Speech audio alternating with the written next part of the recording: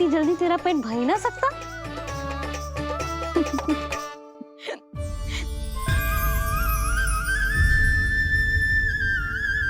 ये क्या है लल्ला? ये क्या था तेरे मुंह में, दिखा। ओहो, मैं तो भूल ही गया था कि मेरे भीतर ही तो सारी सृष्टि समाई हुई है। मैया ने उसकी झलक देख ली। अब क्या होगा? क्या हुआ यशोदा? सुनो जी, हमारे लल्ला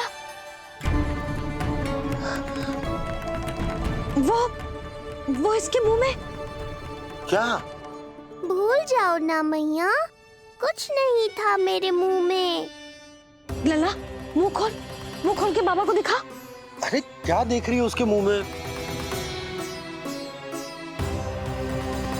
अवश्य ही मेरा दृष्टि भ्रम होगा, किंतु ऐसा भ्रम। अरे बताओ ना यशोदा, या फिर मुहूर्त शीघ्र ना बताने की बात का प्रतिशोध ले रही हो तुम? ना ऐसी बात ना है। तो फिर बताओ ना क्या बात है? हाँ? मैंने लल्ला के मुंह में कुछ देखो। क्या देखो? अब फंस गया मैं। मैया बाबा को सब कुछ बता देंगी और राय का पहाड़ बन जाएगा। फिर कैसे संभालूंगा इन दोनों को? ऐसे लगो जैसे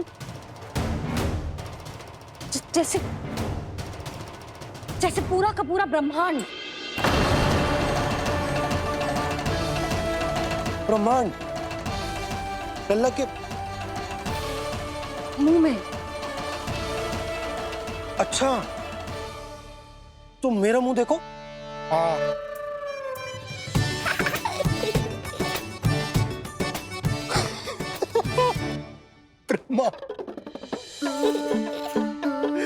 यशोदा, मुझे पता था आप मेरा उपहास उड़ाओगे। अरे नहीं, तुम देखो तो सही।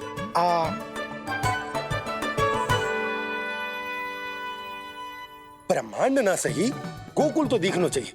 अरे गोकुल को राजा हूं मैं, है क्या ना? है? देखो, अरे देखो। धन्यवाद बाबा, आपने इस बात को गंभीरता से नहीं लिया, इसलिए अब मैया भी नहीं लेंगी। आज तो बचा लिया आपने। आज के बाद ना आपको कुछ बताऊंगी ही ना। आप जाओ, नामकरण उत्सव की तैयारी करो। और हाँ, इस बार भी उत्सव छोटा ही करना है, जो तो मत ही बोलना आप। हाँ।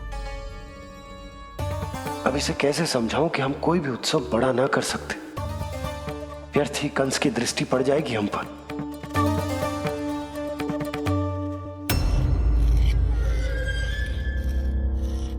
लगता है आपके सैनिक और तलवार दोनों की धार कुंद पड़ गई है महाराज। महाराज, मुझे भय था कि कहीं ऋषि गर्ग मुझे श्राप ना दे दे।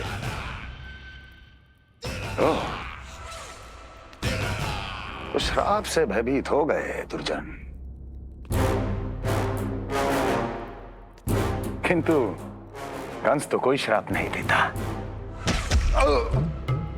सीधा मृत्यु देता है। ऐसा न करे महाराज, दया करें, दया निदान। यदि मैं उनकी इच्छा के विरुद्ध भीतर जाने की कोशिश करता तो जितनी सूचना मुझे मिली है उतनी भी नहीं ला पाता। तब आपको कैसे पता चलता महाराज कि आपकी बहन और बहनोई मात्र अपनी मृत संतानों के श्राद्ध के लिए वहां नहीं गए थे?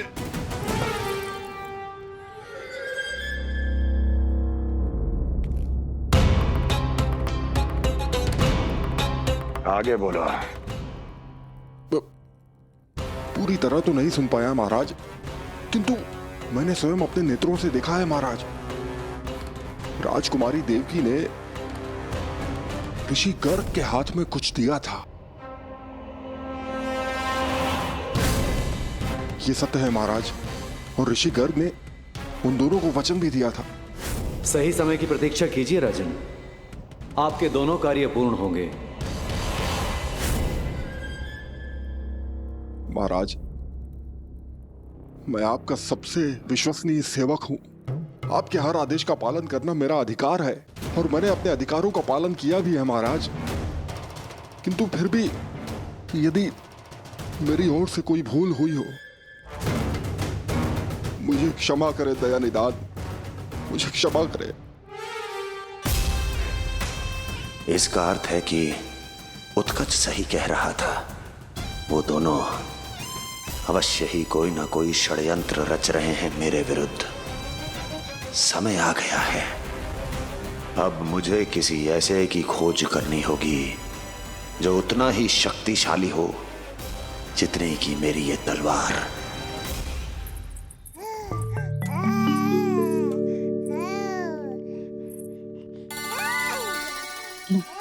अभी से पुकारने लगो जी।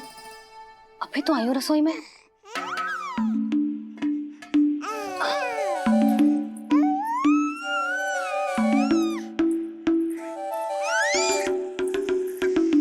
शीघ्र ही तुझे भी अपने बाबा का हाथ बटाना पड़ेगा, समझ रहे हो ना?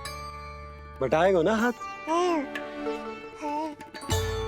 अभी जे 100 दिन का भी ना हो और जे इस नन्हे से बालक को काम काज का भार सौंपने की बात करने लगे। काम का नाम सुनते ही मुख से स्वर ना निकल रहे तेरे। अभी तो बड़ा ऊ कर रहा था। बता, हाथ बटाएगो के ना? अरे बता ना।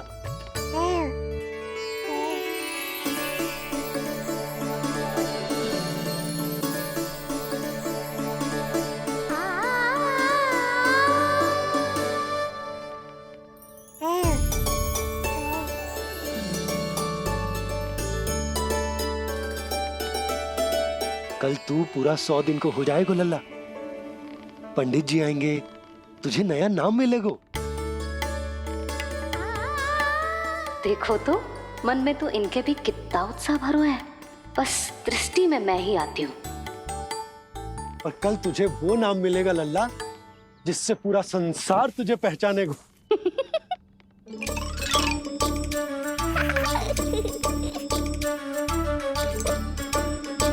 अब लल्ला, कितना कार्य शेष है और तूने मुझे बातों में लगा लियो। मुझे क्यों फंसा रहे हो बाबा? छुपाने की कोई आवश्यकता ना है। जितनी उत्साहित मैं हूँ उतने ही उत्साहित आप भी हो इसके नामकरण को लेके, पता है मुझे। लल्ला के नामकरण पे उसके बाबा उत्साहित ना होंगे?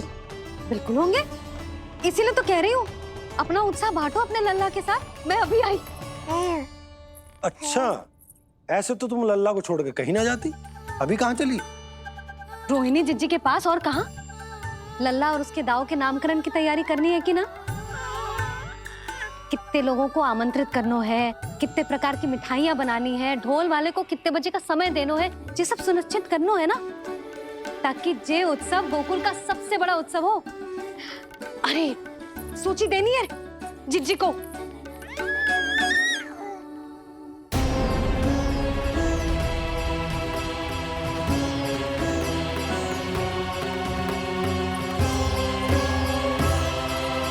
सबकी कोई आवश्यकता ना है। आवश्यकता ना है मतलब? कहना क्या चाहते हो आप? मैं ये कहना चाहता हूं कि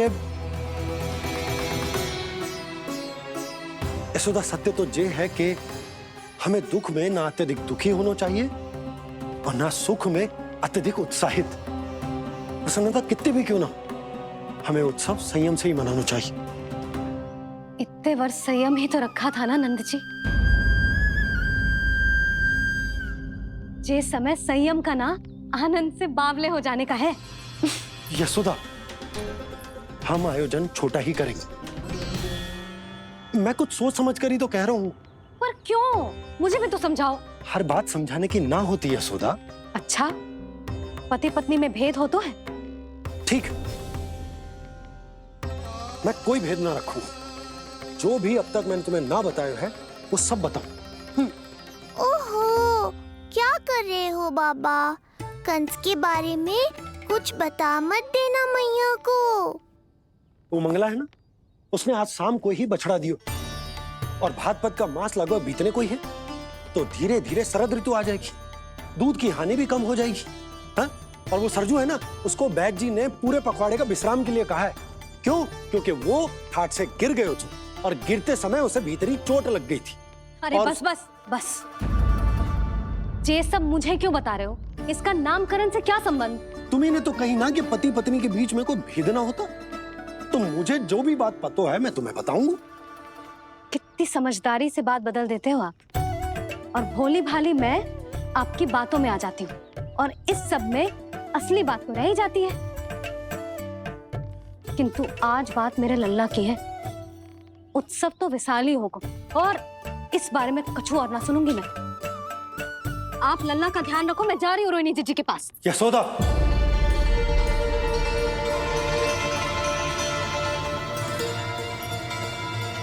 बात केवल सुनने की ना होती, उसे समझना भी पड़ता है।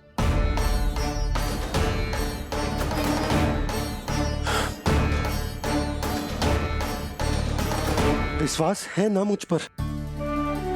मैं कुछ सोच समझकर ही कर रहा हूँ ना। उत्सव तो छोटा ही होगा।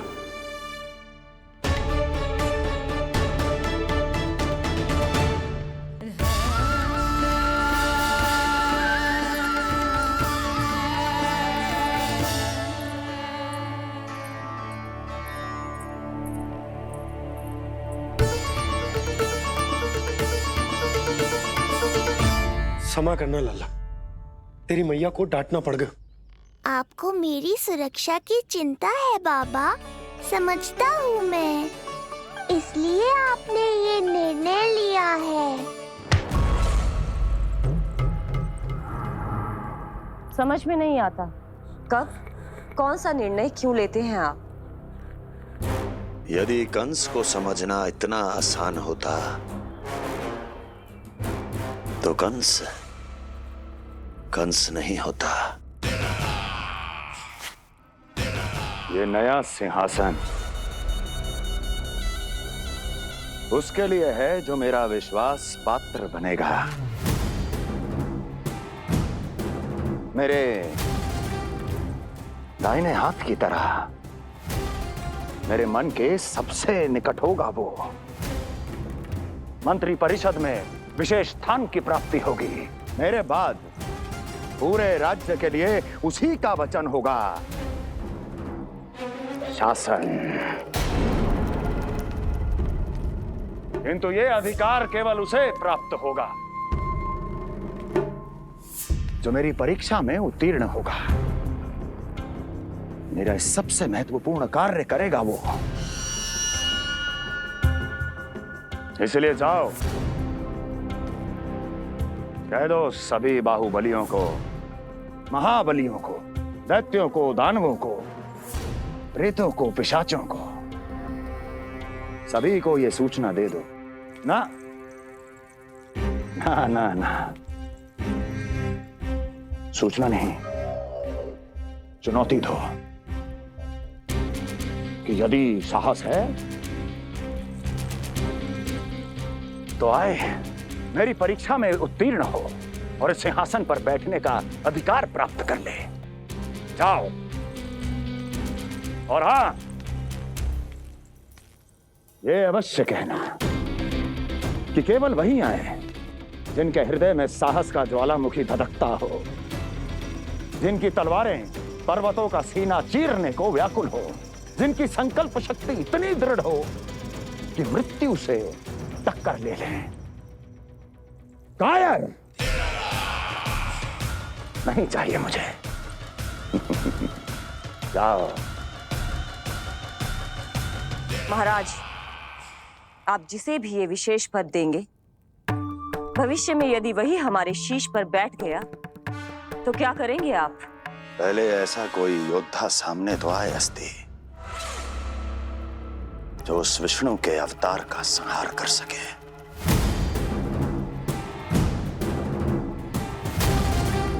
और जहां तक प्रश्न है हमारे शीश पर बैठने का, तो स्मरण रखो अस्ति,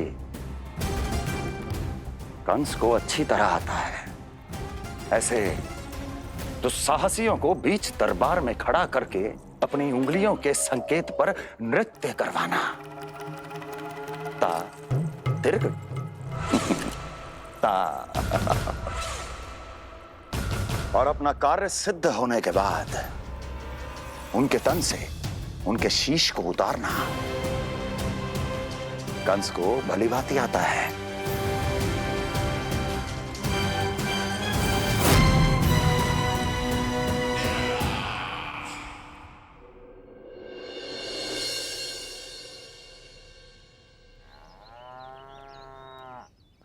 पूरे 100 दिन का होगा हुआ तो लल्ला, कम से कम 100 व्यक्ति तो आने चाहिए थे ना तेरे और तेरे दाऊ के नामकरण में।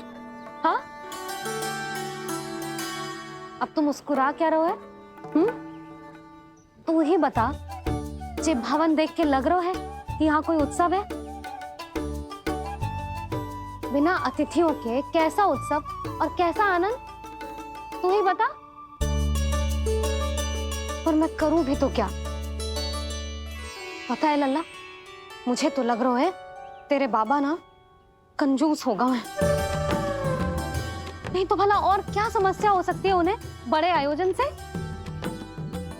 अरे गोकुल के राजा का लल्ला है तू, राजकुमार। यदि तेरा आयोजन बड़ा ना होगो तो भला किसका होगो?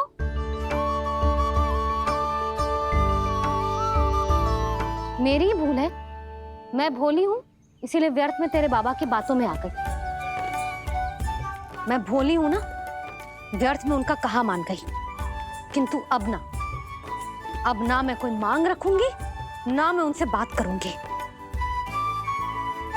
और कहे देती हूँ लल्ला, सावधान जो इस बार तू बीच में आया तो। हाँ नहीं तो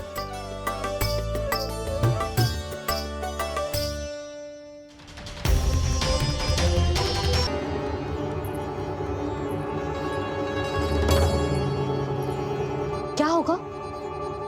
हाँ, सब ठीक तो है ना? आप इतनी चिंता में क्यों हो जी?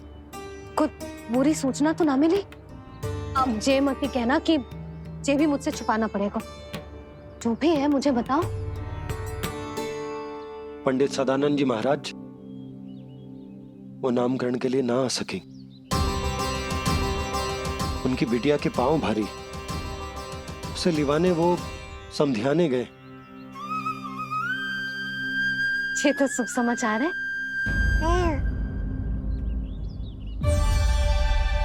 किंतु मेरे लल्ला का नामकरण अब वो सही मुहूर्त पे कैसे होगा? वही तो समझ ना आ रहा। ऐसे मन छोटा करने की आवश्यकता नहीं है मैया बाबा। आप दोनों तो स्वागत की तैयारी करो, आ रहे हैं वो।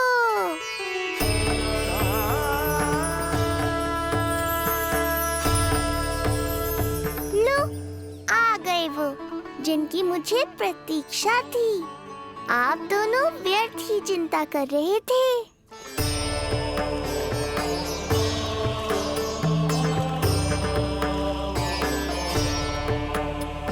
अब कौन करेगा मेरे लल्ला का नामकरण? ऋषि गर्ग, नंदराज, रानी भाभी, महान ऋषि गर्ग हमारे गांव में पधारे हैं।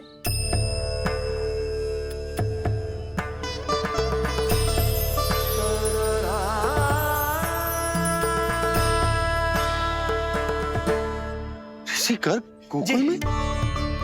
हाँ नंदराज, और कह रहे थे उन्हें यादव राज वासुदेव जी ने भेजो है रानी जी के पास। अरे तो तुम लोग खड़े खड़े क्या देख रहे हो? जाओ उनके सत्कार की तैयारी करो। जी यशोदा, उनके स्वागत की तैयारी करो। सुनो जी, वो तो यादवों के कुलगुरु है ना, रोहिणी जीजी के यहाँ हैं, हमारे यहाँ आएंगे। आप देखती जाओ मैया, वो सीधे हमारे घर ही आएंगे।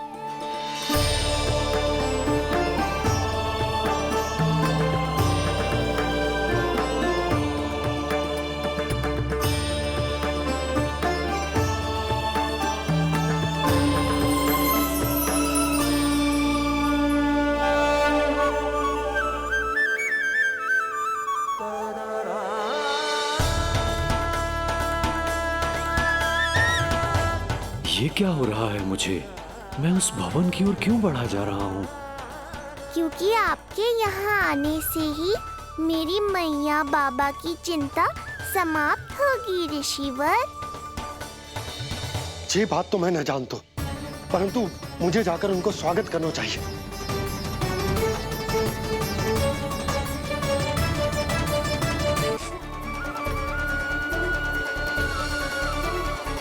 कल्याण हो। भगवान श्री नारायण के महान भक्त आज हमारे गांव में पधारे। हमारा जीवन सफल है गयो आज। वो भवन आपका है नंदराज? आपके शुभ चरण पड़ेंगे तो हमारा जय भवन पवित्र हो जाएगा। इतने बड़ी ऋषि अगर हमारे घर पधारेंगे तो हमारे तो भाग्य ही संवर जाएंगे। मैया आपके दर्शन को तरस रही है ऋषिवर। संकोच मत कीजिए, अब आप ही जाइए। पधारिए गुरुजी। न जाने क्यों मेरे पांव अपने आप ही आपकी भवन की तरफ जाने को व्याकुल है नंदराज। पधारिए गुरुदेव, आइए।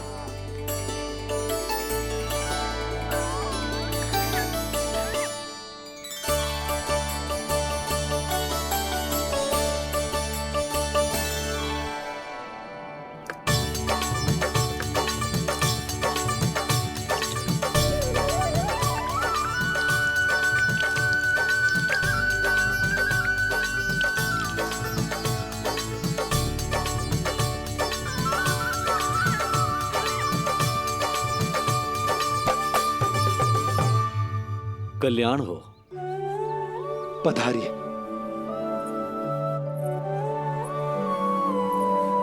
आया तो था मैं रानी रोहिणी के भवन में, पर पता नहीं कैसे यहाँ खींचा चला आया। विराजिए गुरुदेव। महाराज, आप इसे भी रोहिणी जिज्जी का ही घर समझिए। मैं अब भी बुलाकर लाती हूँ। महाराज, ये हमारा सौभाग्य है कि आपने यहाँ आना स्वीकार किया। कहिए, क्या सेवा करूं मैं आपकी? मुझे आपके भाई वासुदेव ने भेजा है नंदराज।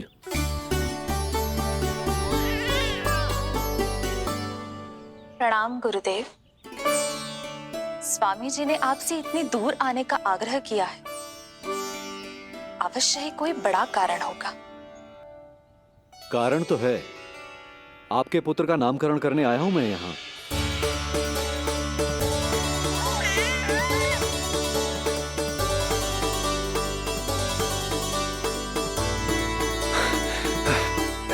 ऋषिवर, तब तो आप अत्यंत ही शुभ दिन पधारे। आज का ही मुहूर्त निकलो है भाभी के लल्ला और हमारे लल्ला के नामकरण के लिए। परंतु पंडित जी गांव से बाहर है, इसीलिए आप। अब तो आप यहाँ आ गए हो, आप हमारे भी लल्ला का नामकरण कर दो ना। पुत्री, ये क्या कह रही हो तुम?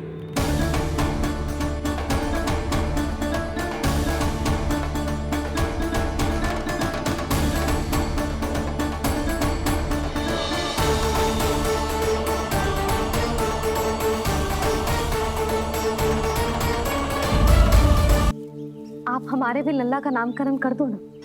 पुत्री, ये क्या कह रही हो तुम?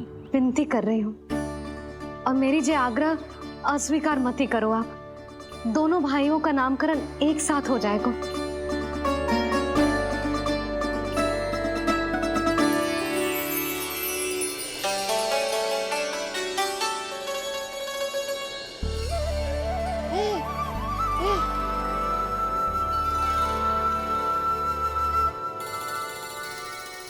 कितने प्यारे और निर्दोष बालक हैं।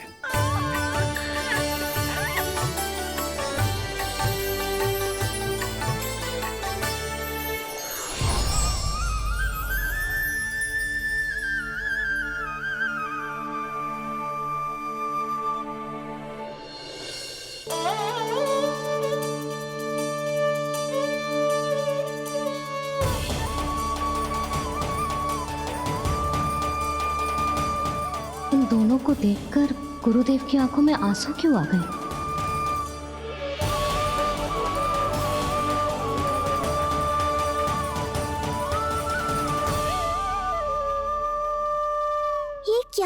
रहे हैं ऋषिवर? संभालिए अपने आप को, नहीं तो मेरा रहस्य खुल जाएगा आज। अरे ऋषिवर, हाथ मत जोड़िए।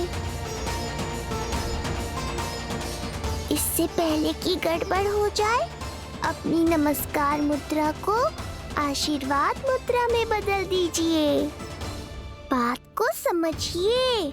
मैंने ये अवतार मैया और लल्ला के अद्भुत संबंध का अनुभव करने के लिए लिया है, पर आपकी भावुकता के कारण यदि मैया को मेरा सत्य पता चल गया तो ये संबंध ही बदल जाएगा।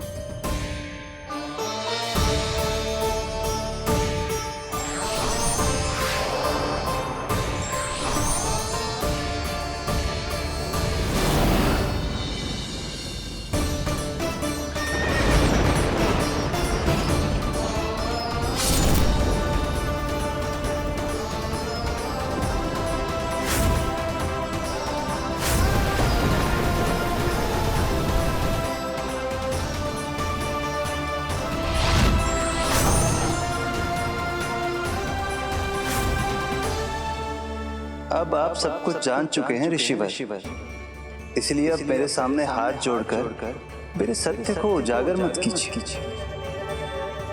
अपने शिष्य वसुदेव के पुत्र के रूप में मुझे आशीर्वाद दीजिए।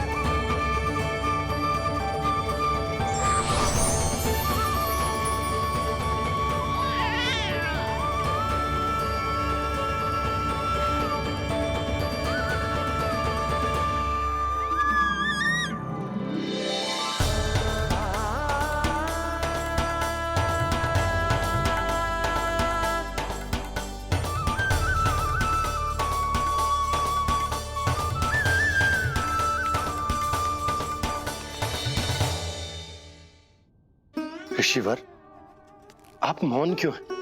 और आपकी आंखों में आंसू? सब कुछ ठीक है ना? अब तो आप हमारे लल्ला का नामकरण करोगे ना? इन दोनों का नामकरण करना मेरा सौभाग्य होगा पुत्री।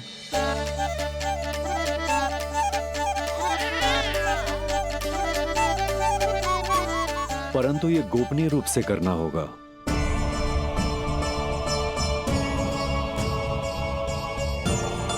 अवश्य ही स्वामी का आग्रह होगा, ताकि कंस की बुरी दृष्टि हमारे पुत्र पर ना पड़े। ये तो बहुत महान ऋषि हैं, इन्हें कंस के अत्याचारों के बारे में अवश्य पता होगा। अपनी संतान का नामकरण संस्कार करना एक मां के लिए उत्सव से कम नहीं होता है, पर यह छुपकर करना होगा। आप दोनों को स्वीकार तो है ना? जैसी आपकी आज्ञा गुरुदेव। स्वीकार है गुरुदेव। तो फिर कहाँ करना है हमें नामकरण का प्रबंध? गुरुदेव, मंदिर सही रहेगा? उससे पवित्र स्थान तो हो ही नहीं सकता है। ऋषिवर, आप तनिक विश्राम कीजिए, हम लोग प्रबंध करते हैं। मैं कुछ समय इन बालकों के साथ व्यतीत करना चाहूंगा। ये तो इनका सौभाग्य होगा। हमें आज्ञा दीजिए।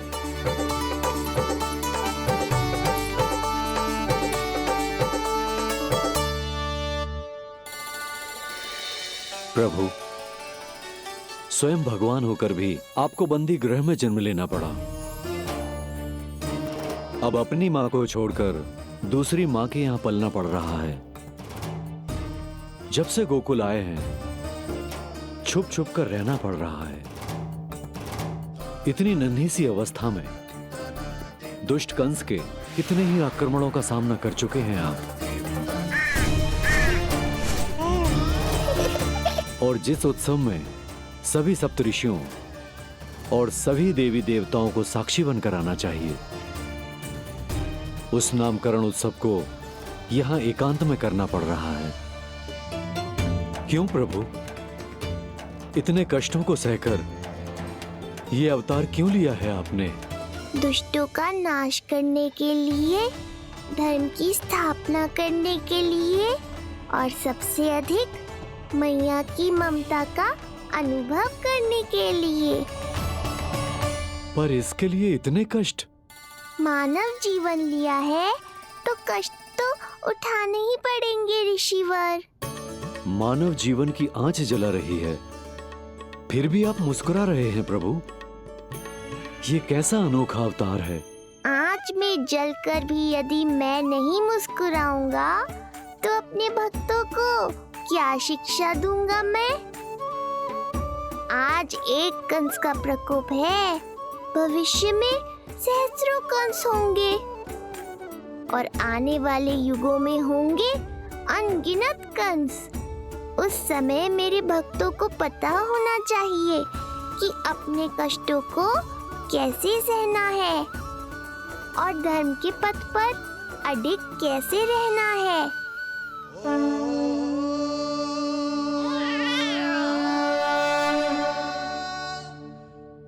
आप धन्य हैं प्रभु। देखा अस्ति, जब सिंह दहाड़ता है तो वन के सभी जीव जंतु इकट्ठे हो ही जाते हैं। वो सब जो मेरा विश्वास पात्र होने का अधिकार और ये सिंहासन पाना चाहते हैं, सामने आए। बुद्धि के बिना बल अपंग होता है महाराज, और मेरे पास बुद्धि और बल दोनों हैं। आप केवल आदेश दीजिए किसका संहार करना है।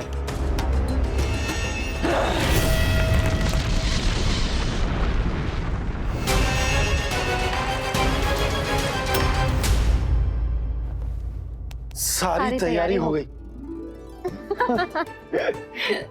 बोलो। आप गुरुदेव को बुला लो, मैं रोहिणी जीजी और बालकों को ले आती हूँ। यशोदा, तुम रुष्ट तो ना हो ना मुझसे? मैं भला रुष्ट क्यों होने लगी? नहीं, तुम जो उत्सव बड़े धूमधाम से करना चाहती थी और बहुत प्रसन्न हूँ मैं कि हमारे लल्ला का नामकरण स्वयं ऋषि गर्ग पूरे विधि विधान से कर रहे हैं। मैं समझ गई, उत्सव बड़ा हो या ना हो, प्रसन्नता बड़ी होनी चाहिए। अरे मैं तो इतनी उत्साहित हूँ कि दोनों भाइयों का नामकरण आज के शुभ मुहूर्त पे हो रहा है। तो इससे पहले जो बीत जाए, जाओ। आप ही बुला लो।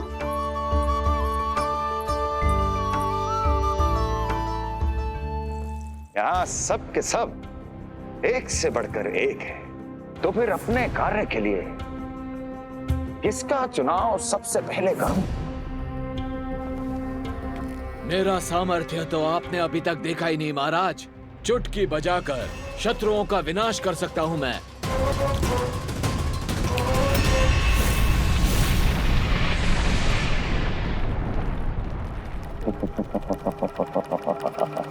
वाह! किंतु आपने तो बताया ही नहीं कि करना क्या है। वध करना है, एक नवजात बालक का वध। उसे साधारण बालक मत समझना। गोकुल में नंद के घर पल रहा वो बालक विष्णु का अवतार है।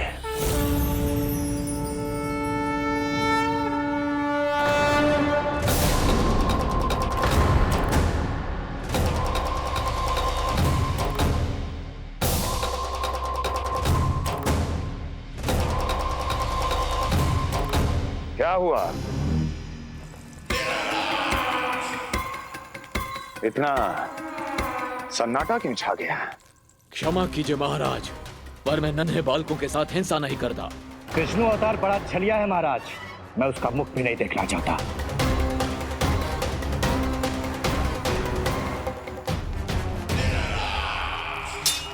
जाने दो इन्हें। वैसे भी इस सिंहासन के लिए मुझे कायरों की कोई आवश्यकता नहीं। जाने दो।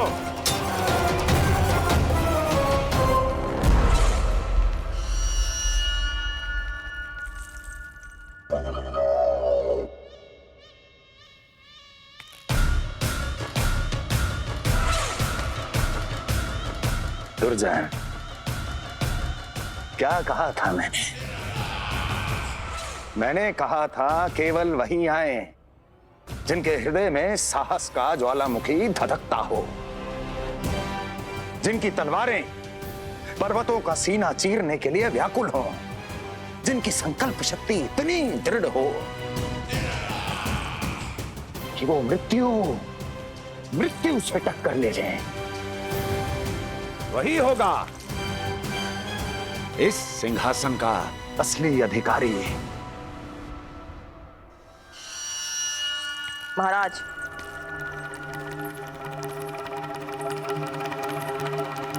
ना तो आपके दिए इस सम्मान का कोई मूल्य रह गया है और ना ही आपके भय का। अभी अभी आपने ही कहा था ना कि जब वन में कोई सिंह दहाड़ता है तो उस वन के सभी जीव जंतु एक जगह एकत्रित हो जाते हैं, परंतु उसी वन में जब कोई बब्बर सिंह दहाड़ता है तो वही जीव जंतु भय के मारे इधर उधर भागने लगते हैं। निश्चित ही वो बालक इन सब के लिए बब्बर सिंह बन चुका है। उसका भय हमारे साम्राज्य की नींव हिला रहा है महाराज।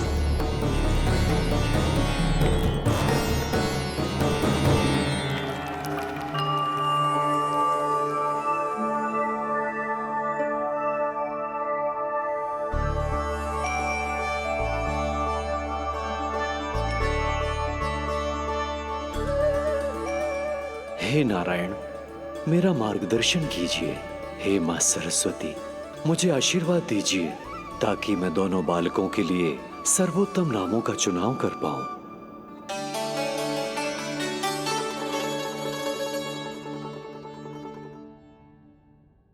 आपके पुत्र को बड़े भाई के कर्तव्य का निर्वाह करना है और इस दायित्व को प्रभु श्री राम से अच्छा किसने निभाया है?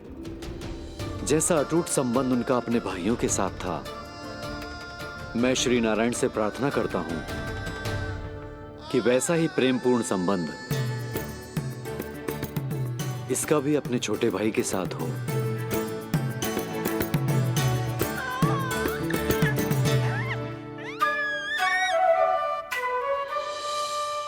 इसीलिए इसका नाम राम हो, इसीलिए इसका नाम राम, इसीलिए इसका नाम राम।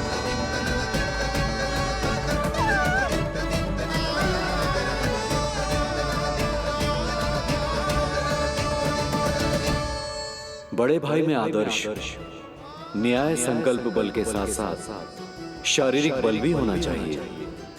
मैं देख पा रहा हूं ये बालक इन सब बलों के लिए जाना जाएगा। इसलिए जो नाम इसके व्यक्तित्व के लिए सबसे उचित है वो है बलराम। बलराम, बलराम।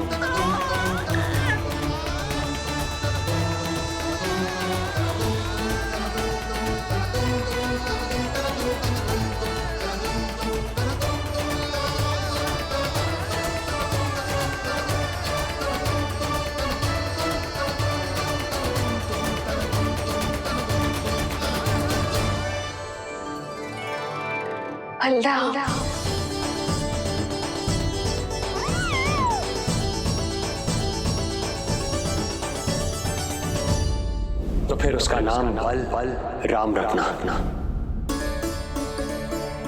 कैसा अद्भुत संयोग है ऋषिवर।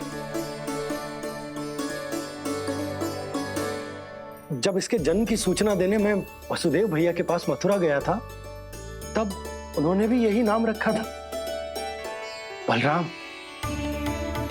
ये संयोग नहीं, नारायण की इच्छा है नंदराज। बलराम से अधिक उपयुक्त नाम इस बलराम के लिए कुछ और हो ही नहीं सकता है। पर मैं तो दाऊ कहकर ही बुलाऊंगा इन्हें, बलदाऊ।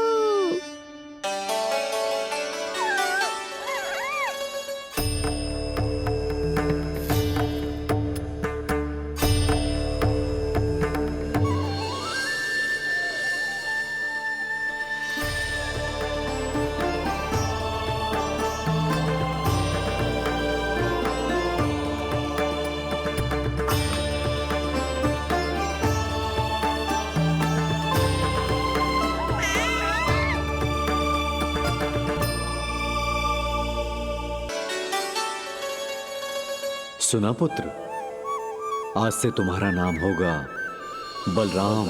बलराम बलराम।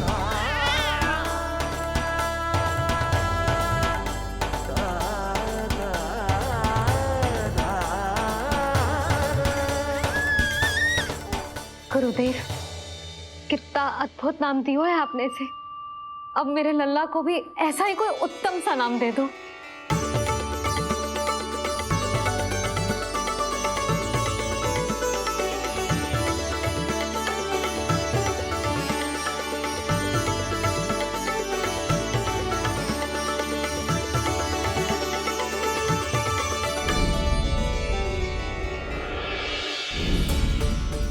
ये कठिन दायित्व आपने ही मुझे सौंपा है प्रभु।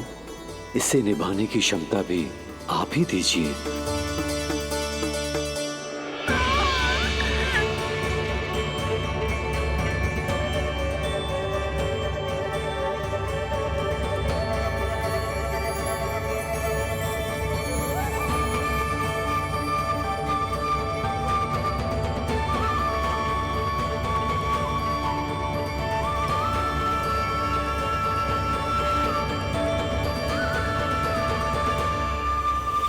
कृष्ण कृष्ण कृष्ण कृष्ण कृष्ण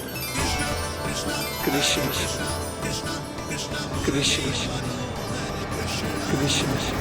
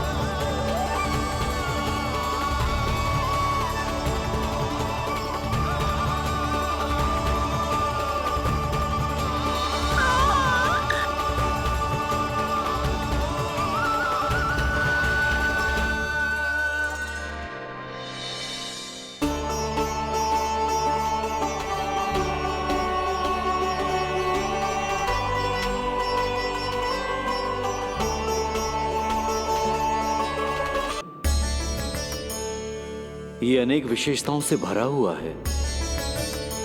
क बना है कमलकांत से, अर्थात वो जो श्रीपति विष्णु जैसा हो।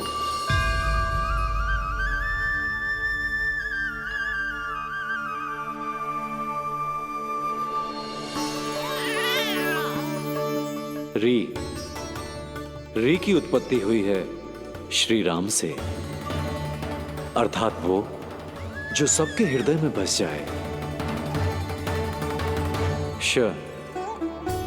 ऐश्वर्य के स्वामी विष्णु के लिए, अर्थात वो जो समृद्धि लेकर आए।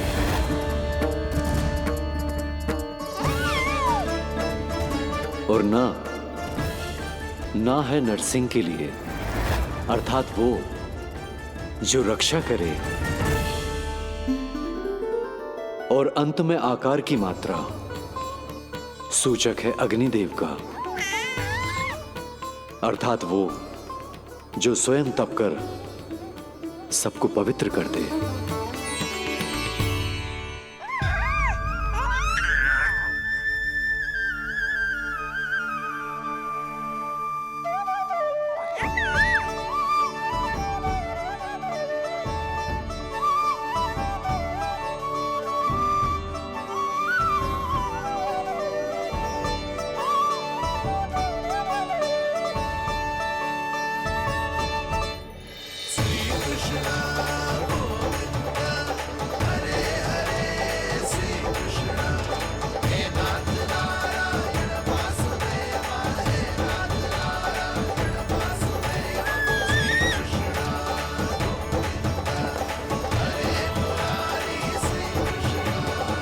आज से तुम्हें सारा संसार जिस नाम से पहचानेगा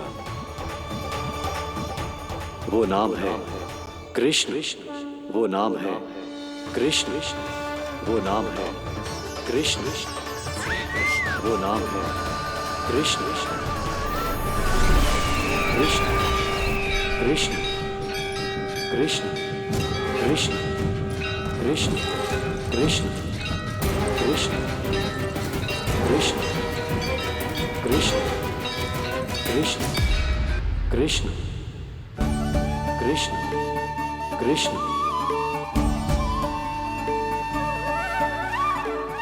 यशोमती मैया के नंद लाला,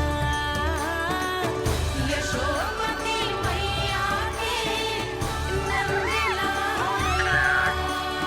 असुरी कार्य करने वालों के लिए कृष्ण नाम का अर्थ एक और भी होगा। वो घनी अंधेरी रात जिसमें इसने जन्म लिया, पर इससे जो प्रेम करते हैं उन सभी के लिए कृष्ण नाम का अर्थ होगा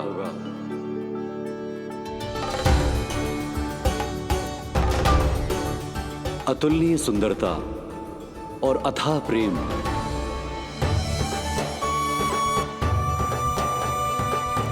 इन दोनों विशेषताओं का साक्षात स्वरूप होगा ये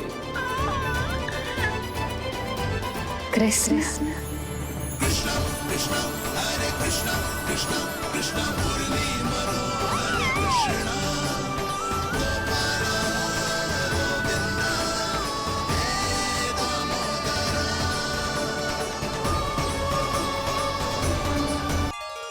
कृष्ण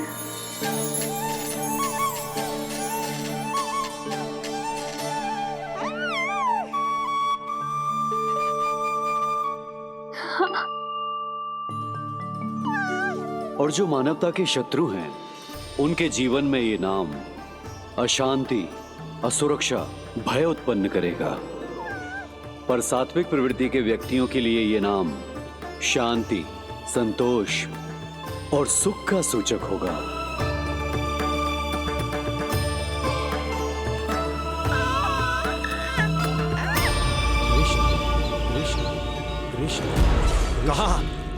कहां से आ रही है ये ध्वनियां? कहां से आ रही है ये ध्वनियां?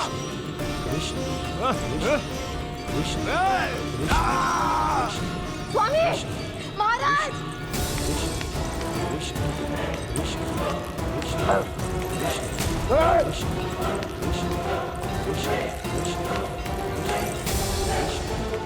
कैसी ध्वनि महाराज?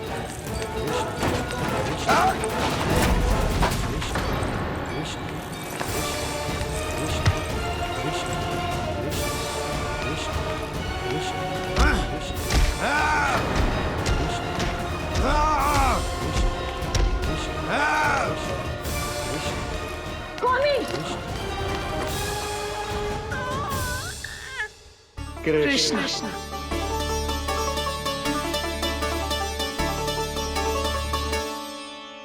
कृष्ण जे नाम अनंत काल तक स्मरण किया जाता रहेगा, जय तेरी मैया का आशीर्वाद। संसार मुझे कृष्ण बुलाए या नीलमणि कहकर पुकारे, मैं रहूंगा तो बस यशोमती मैया का नंद लाला। यशोमती मैया के नंद लाला,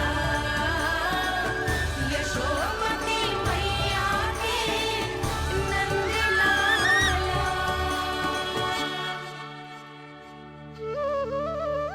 गुरुदेव, आपने मेरे लल्ला को इतना प्यारा नाम दिया है, उसके लिए आपका बहुत बहुत धन्यवाद। एक बार गोपियों को पता चलेगा तो देखना कैसे रटने लगेंगी मेरे लल्ला का नाम। इससे पहले कि आप सब बाहर जाकर किसी और को बताएं, एक कर्मकांड शेष है। नामकरण के बाद पिता को आशीर्वाद के रूप में कुछ न कुछ उपहार बालक को अवश्य देना चाहिए।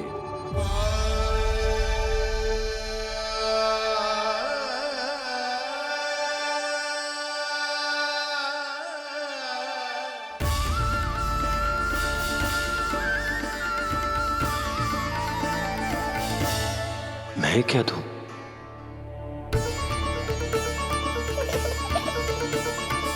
वासुदेव मेरे शिष्य हैं और उनकी अनुपस्थिति में यह दायित्व मैं निभाऊंगा।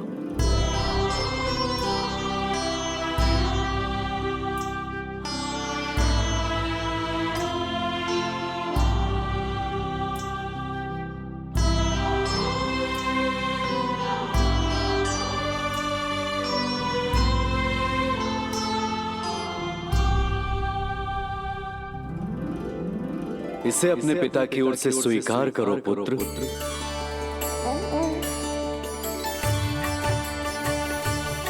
कल्याण हो।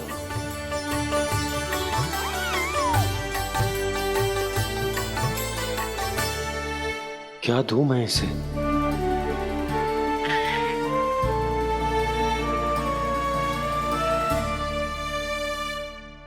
आप सोच क्या रहे हो? आशीर्वाद दो ना अपने कृष्ण को। अच्छा, सोच रहा हूं कि लल्ला को क्या दूं?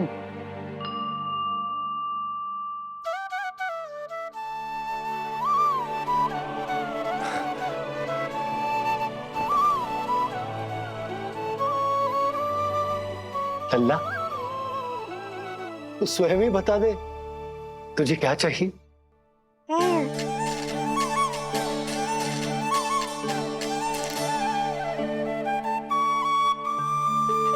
देखो जी, लल्ला ने ही आपकी उलझन समाप्त कर दी।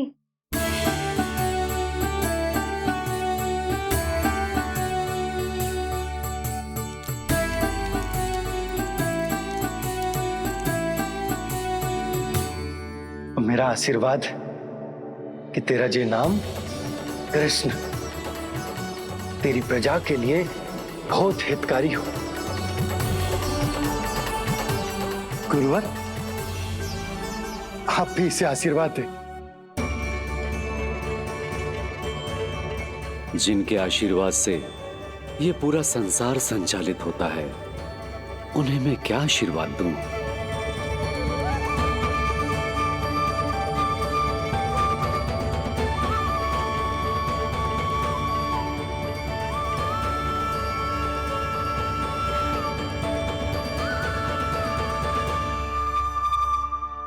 आपने तो मुझे मेरा नाम दिया है ऋषिवर। ये तो मेरा सौभाग्य था प्रभु कि आपने इस कार्य के लिए मुझे चुना।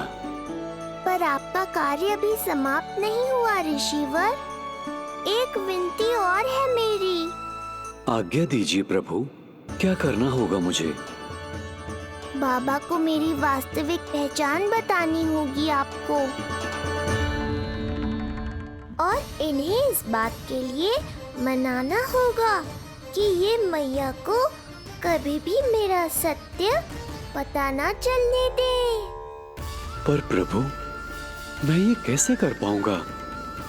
आप ही कर पाएंगे ऋषिवर, क्योंकि अब आप इस कृष्ण अवतार के मुख्य उद्देश्य को जानते हैं।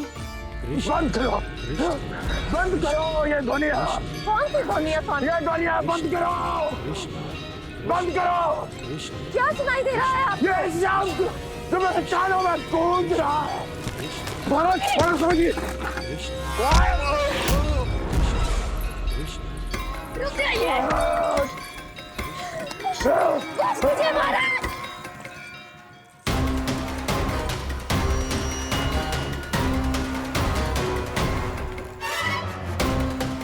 आप भूल रहे हैं कि आप मथुरा नरेश है, कंस है आप। और किसी भी व्यक्ति, वस्तु या घटना से महाराज कंस इतने व्यथित नहीं हो सकते कि वो सुदबुक खो बैठे। स्वयं को संभालिए महाराज। बंद हो गई, बंद हो गई, बंद हो गया वो स्वर, बंद हो गई वो ध्वनि। रात्रि, यूं मत सोचना कि मैं तुम्हें सुन नहीं रहा था। तुम सत्य कह रही हो। मैं कंस हूं, किसी भी व्यक्ति, वस्तु या घटना से व्यथित नहीं हो सकता। दुर्जन, जी महाराज, इस सिंहासन को पुनः स्थापित करो। यदि कोई भी योग्य इसे स्वयं सिद्ध करने नहीं आता तो मुझे पता है मुझे क्या करना है, कैसे उस दुष्ट बालक का संहार करना है। मैं भली भांति जानता हूं। ये दायित्व आपको ही निभाना होगा ऋषिवर। इससे 2 लाभ होंगे। एक तो मेरे बाबा कंस के कारण होने वाली चिंता से मुक्त हो जाएंगे और आवश्यकता पड़ने पर मेरी पहचान को मैया से सुरक्षित रखने में सहायता भी करेंगे।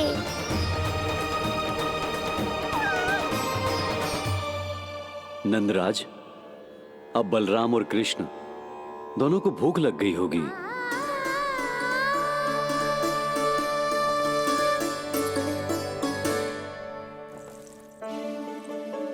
प्रणाम गुरुदेव। प्रणाम गुरुदेव।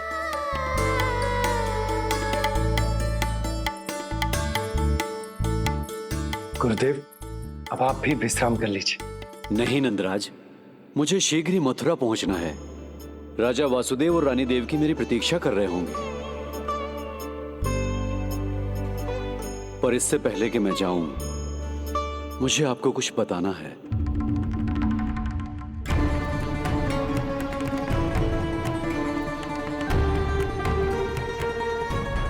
गुरुदेव, आपके ललाट पर बल पड़ गए।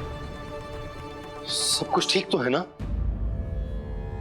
कहीं आप मुझे कंस के बारे में तो ना बताना चाहते? गुरुदेव, मैं जानता हूं कि कंस नवजात शिशुओं की हत्या करवा रहा है।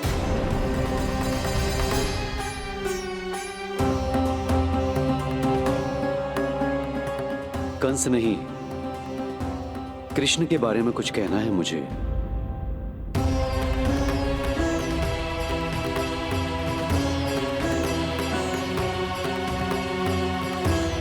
बताइए गुरुवर। मैं एक ऐसा सत्य बताने जा रहा हूं नंदराज, जो है तो वरदान, पर उसे स्वीकारना आपके लिए बहुत कठिन होगा। गुरुदेव, आप जो कह रहे हैं वो मैं समझ ना पा रहा हूं। बताइए ना।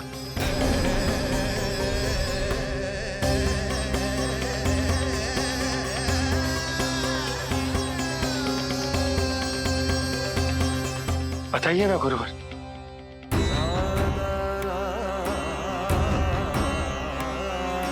सत्य यह है नंदराज, कृष्ण राजा वासुदेव के पुत्र हैं। कृष्ण राजा वासुदेव के पुत्र हैं। कृष्ण राजा वासुदेव के पुत्र हैं।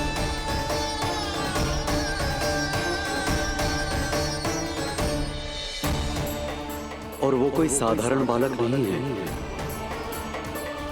स्वयं श्री हरि विष्णु के अवतार हैं।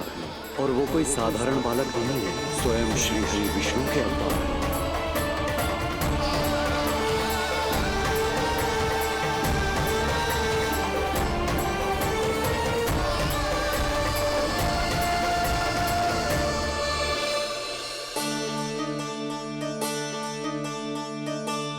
जो विचित्र लग रहा है।